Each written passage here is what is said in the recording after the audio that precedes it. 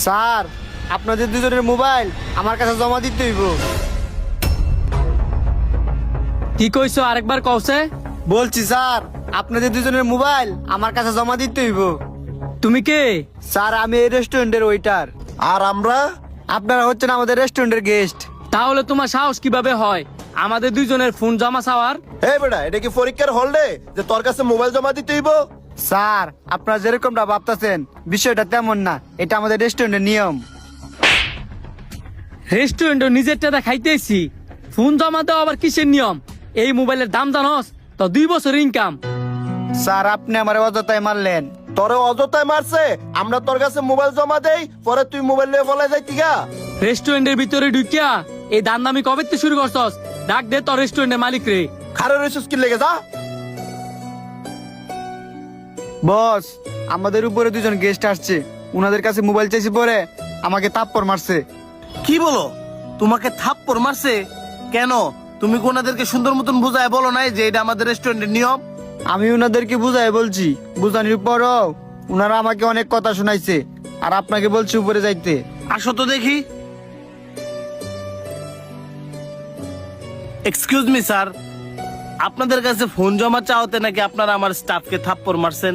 জি আমি থাপ্পড় মারছি। সে কোন অধিকারে আমার ফোন জমা চায়?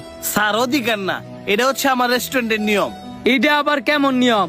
নিজের টেদা রেস্টুরেন্ট খাইতে আমু, আবার আপনাদের কাছে ফোনও জমা দিমু কেন? আমাদের নিজেদের কি পার্সোনালিটি নাই?